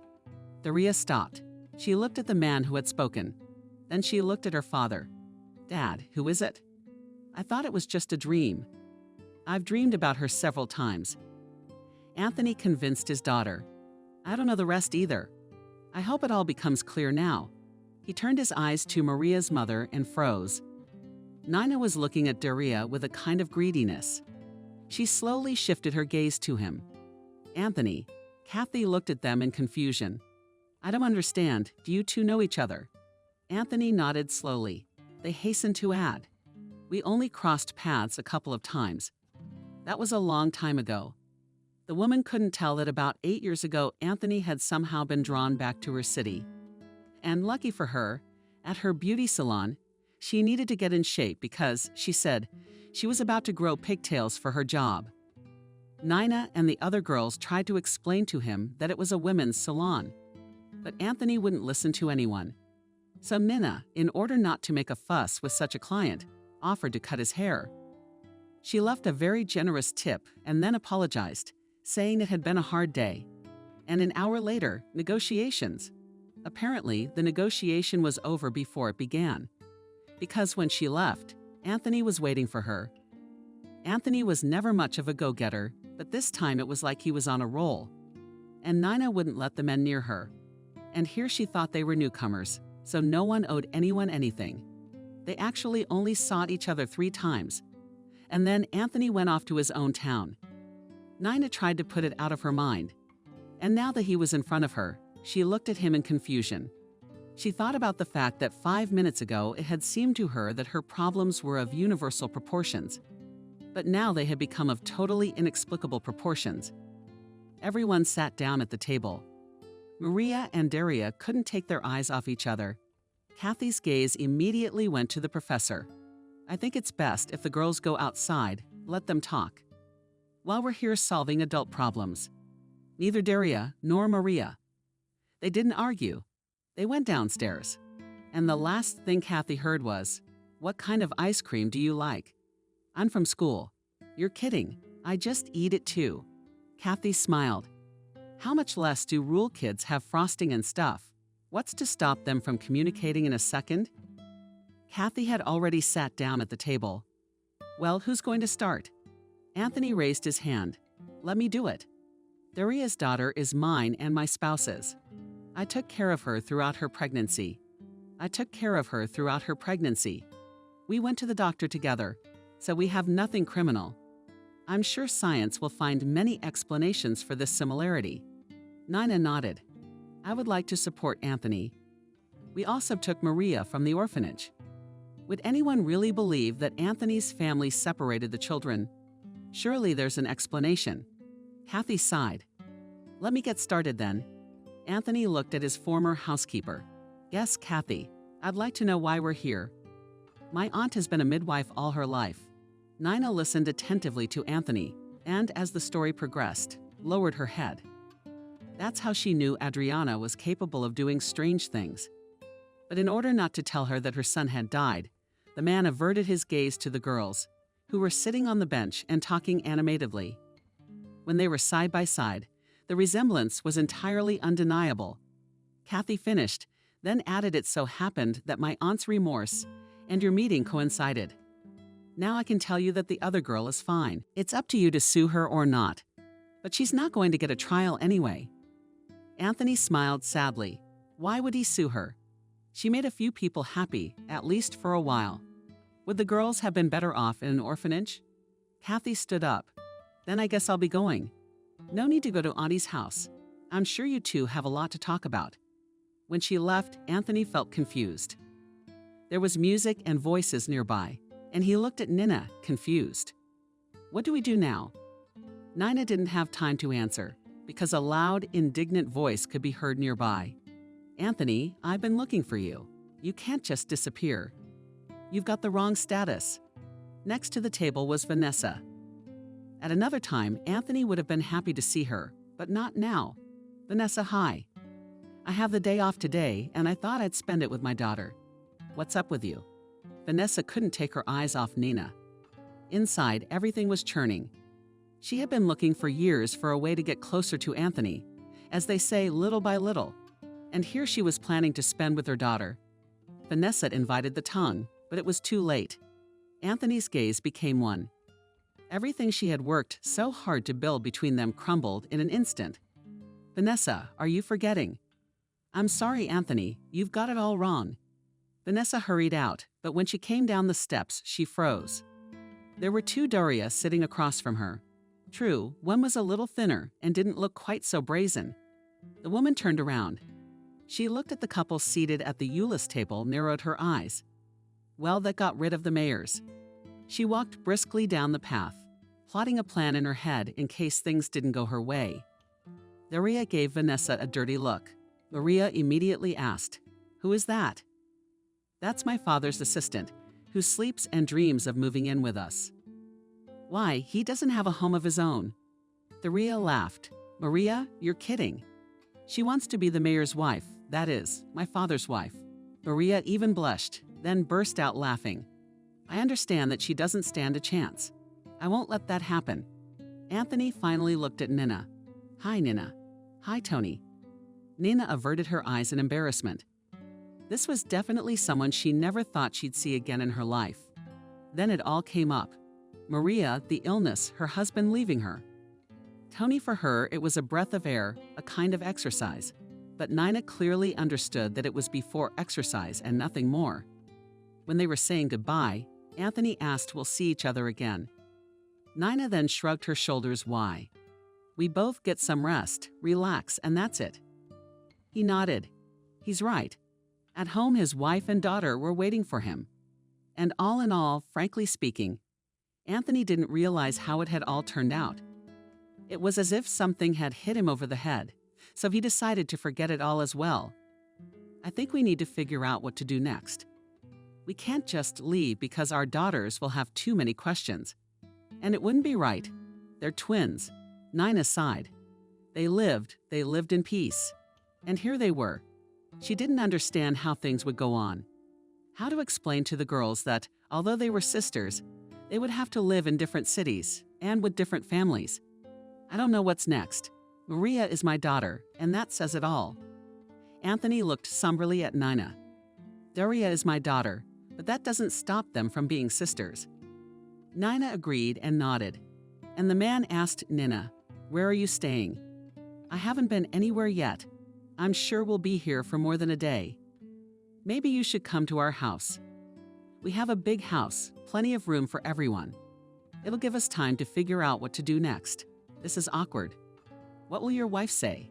Adriana died a few years ago, so apart from the housekeeper, no one ever goes there."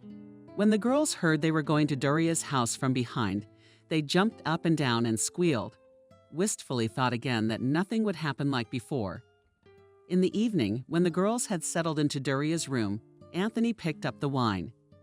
"Nina, maybe we should have a little drink, so to speak, to take the edge off the nervous system." Nina nodded. They sat by the fireplace and Anthony spoke. "The biggest shock for me was that my wife didn't tell me anything. I lost my son, but I lived and knew nothing about it. I love Daria very much. She is my family. How could someone do this to me? And why? Why didn't she take both girls? For a while we thought we were never going to have children. We went to all kinds of doctors. The last one seemed to be a success. Adriana said when it was done that it was the last time. She said there would be no more attempts. Apparently it was out of desperation. Nina was quiet for a while. When I took Maria, I was told the girl was sick and weak. I agreed to everything. I was going to treat her all her life. My husband was sterile, and so we decided to take the baby." Nina smiled sadly. Actually, it was his idea. It took me a long time to decide. I kept thinking I wouldn't be able to love my baby. As the years went by, I accepted. When I took Maria in my arms, I realized that I was willing to do anything for her. Love at first sight. Anthony looked at her husband. Her husband lived with us for a while when Maria started to grow up. He left. He said he couldn't love her, and that I should choose Maria or him. Anthony gasped. How? How can you put such a choice in front of a person? Nina shrugged. Well, it's like this. I'm going to rest. Too many things today. My head is spinning. Sure, go ahead. Tell him Maria has a heart defect. The doctors promised that with the transition age it should go away. But for now, we're on medication. The next day, Anthony left while everyone slept. Vanessa greeted him with a cold smile. She couldn't contain herself. Next to Anthony, she saw only herself. And here was a complete stranger. Good morning, Vanessa. Give me the details of the best pediatric cardiologist in the world. She closed the door behind her and the maid's mouth dropped open. Is Daria sick? I wish she were. That's just nonsense. Vanessa immediately twitched. What a lot of thoughts were going through her head. She picked up the phone and immediately calmed down. Running errands for her boss was something she was very good at. Nina decided that they would return home in the afternoon. After all, it was possible to agree over the phone. What was there to negotiate? She wasn't going to change anything. Girls, they could be long-distance friends. And she wanted very much to leave because Anthony's presence near her made her not revolt about herself. What nonsense was going through her head? They had no relationship that could be remembered simply by meeting on a physiological level. An inner voice whispered viciously, "A lot of people wanted to meet you on that level. Somehow you turned them all down, but not him." But the plans didn't come to fruition. After lunch, which they had prepared with the girls, Anthony arrived. "Nina, get ready. There's a very good pediatric cardiologist waiting. Let him take a look at Maria." Nina wanted to refuse, but then changed her mind. No need for unnecessary consultations. The doctor insisted on a more thorough examination, and they had to stay a few more days. And later the doctor called them back to his office. "I have nothing to tell them. Most of the time these problems end when the child is in transition. But in very rare cases, probably 1 in 5,000, not the other way around, they get worse." This is how her child's illness progressed. Nina looked at the doctors with confusion, but they told her, "I understand. But if you doubt my competence, ask the attending physician to order tests, not to wait for everything to go away. What do? We have to operate. We can do it here. But you realize that the heart is not the stomach. It's too risky. If you don't operate, you don't have to operate. Maria will not die like in the soap opera. It's just that her lifestyle will be very different from that of her peers. And of course, any nervous shock, too much fatigue, and many other factors could be fatal. We can think." Of course, they left the clinic, and then Anthony spoke. "Nina, it's up to you, of course. But think about it. Such an opportunity to give Mary a chance to live like everyone else, to run. Have fun. I'm everything." Nina wiped away tears. She tried not to think about anything bad. In the evening, she talked with Maria. The girl's eyes lit up immediately. "Mommy, they're going to let me ride the highest carousel. Besides, Daria and I have decided to go climbing." Nina sighed. Her daughter was right. She wants to live a full life. In the morning during breakfast, Anthony was watching the news. Suddenly he froze. Nina froze too. She asked for the weekend for now. The housekeeper said she would at least cook to pay him back for living here. The local news was on TV, and they were showing their girls there. The announcer was broadcasting cheerfully. "It seems our mayor or his wife had a wild youth. It's not clear why we only know of one boy. The answer is simple." Just then, a cardiac clinic appeared on the screen. Where did Maria come from? The announcer's voice reached a climax. It's very simple. The second child is sick, and it seems that the parents have abandoned her. Before the announcer could finish, Anthony's phone rang. Sure enough, it was Stephen. "Anthony, what's going on there?" "Good morning, Stephen. There's nothing wrong." "Do you watch television?" "Of course I do, and I will even prosecute the journalists for defamation." "The governor has slowed down a bit. I'll wait for you at my house. As soon as you can leave." Anthony turned off the phone, sighed, "I have to go to the region." "Nina's angry," he said. "God, now you're in trouble because of us. That's ridiculous. What's that got to do with you? It's a shame we can't meet Maria. Who would have thought? What kind of technology? I thought you had to be in the hospital for 6 months after heart surgery." Anthony was glad that Maria was okay, but he was also upset because he realized that there was no longer anything to keep them in this town, which meant they would have to part very soon. Anthony is very used to having 2 Darias at home. He knew the other one was Maria, but they looked very much alike. He got used to late-night conversations in the kitchen with Nina. He had not realized before how interesting Nina was. He had to stay in the region after a conversation with the governor, which, by the way, even brought them closer together. There were other pressing matters. Daria was not worried about Daria. She knew Nina would take care of everything, and she flew home as if on wings. It had been a long time since she had the feeling that a whole family was waiting for her at home. Anthony stopped in front of the door. Family? Yes, of course. Only now did he realize why everyone felt so good in the house. Because they felt like family. That's what it was all about. You don't have to make anything up. You just have to be a family. Nina would make the best wife. He really hoped the woman wouldn't reject him. It's not about her as a hostess and mother, but as a woman. But why did it take her so long to realize it? After all, from the very moment they had seen each other for the second time recently, He had already realized that he didn't want to let her go. And it wasn't even because of Maria. Anthony opened the door. It was unusually quiet in the house, and he entered the room. Daria was sitting quietly on the couch. "Hello, Daria, where is everyone?" Daria looked at him with tears in her eyes. "Dad, they're gone. They've gone all the way home. When we were like this, Dad didn't do anything to make them stay. You could have, I know, because you don't care about anyone or anything but your job." He couldn't find anything to say to his daughter, so he raised his voice. Daria calmed down immediately. Daria wiped her eyes. "That's right, Dad. How else could you hide your misdeed without yelling at the child?" Daria disappeared into her room. Anthony stared in confusion at Daria's door. In the evening, Daria did not come out of her room. Anthony knocked on her door. "Daria, let's have dinner." "Thanks, Dad. I don't want to." Neither did he. "Let's eat." Anthony had never thought he would be so lonely without Nina and Maria. He hardly slept at night. He wondered what Nina was doing now. Would she remember him? Daria went out for a quiet breakfast. Anthony couldn't help himself. "Daria, have you called Maria? How are they doing?" "She's doing well." "Dad?" Daria, yes, she had tea and got up before nightfall. Daria, Dad. The daughter's gone. Anthony felt like he was to blame for her. And not just her, but everyone. He pounded his fist on the table. "After all, I'm a grown man and I can afford to do whatever I want." He caught up with Daria already at the school gate, stopping beside her.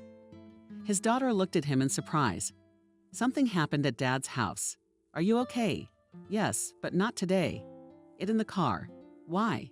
Where are we going?" "We're going to Nina and Maria's." Daria stared at him for a few seconds, then got into the car and hugged her father. "Dad, this is the right thing to do." Nina prepared the tea, put the cookies on the table. "Maria, the tea is ready."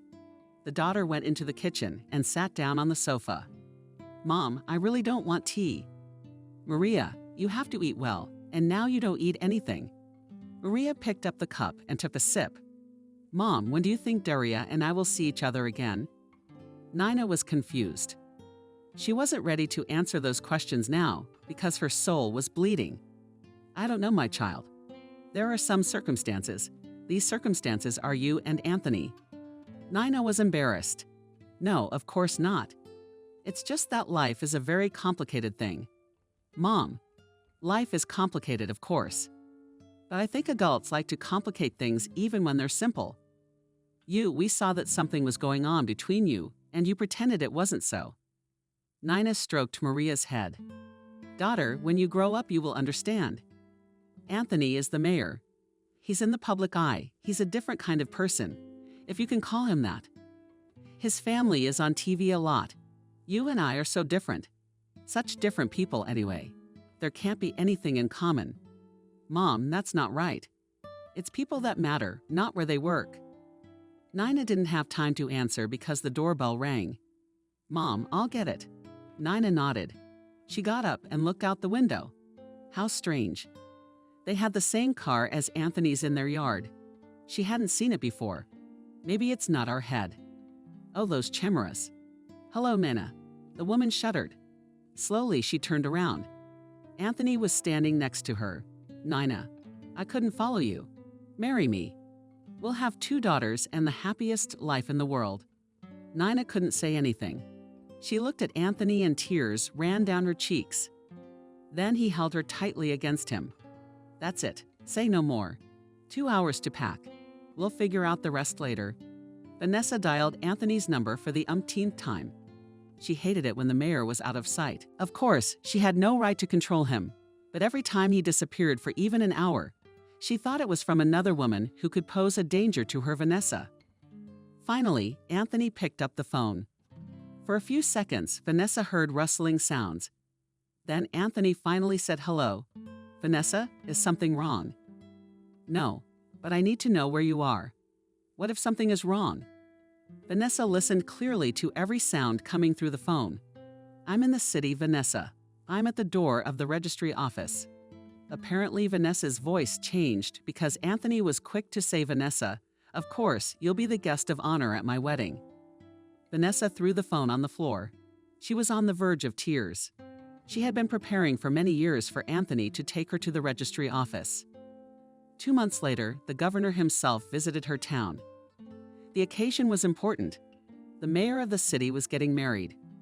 The occasion was grand. And when Anthony told Stephen that he and Nina didn't want a lavish celebration, Stephen was outraged. And there's more.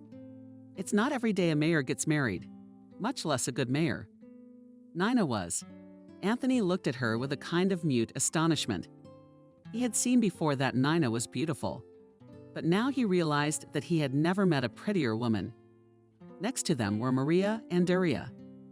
They wore the same lush dresses, and people whispered. No one could understand how people who were about to get married could have girls who looked like 2 peas in a pod. I now pronounce you man and wife. The words sounded so solemn that even Vanessa could barely hold back tears and immediately held out a handkerchief. Deputy Mayor Vanessa looked at him in surprise. She had only recently come to work for them. And if Vanessa wasn't mistaken, he was single. She smiled. Thank you so much. You are so kind. You have to be so happy for strangers. Vanessa smiled in satisfaction. It can't be. Can strangers be strangers working together? The man reached out for her elbow, and Vanessa didn't hesitate to put her hand on his. There must have been so much happiness in Anthony's new family that there was enough for everyone around them.